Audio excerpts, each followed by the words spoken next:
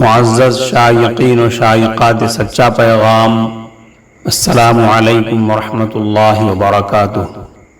محرم کی تاریخوں اور عاشورہ کے دن کے متعلق لوگوں میں غلط فہمی پائی جا رہی ہے، لہٰذا محرم کی تاریخ اور عاشورہ کے دن کے متعلق وضاحت نوٹ فرما لیں۔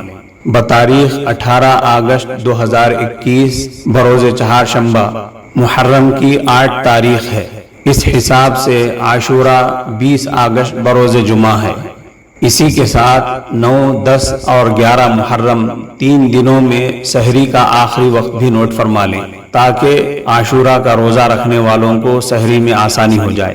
9 محرم جمعرات، 10 محرم جمعہ اور 11 محرم ہفتہ، ان 3 دنوں میں سحری کا آخری وقت ہے 4:43 4:40 پر 3 منٹ۔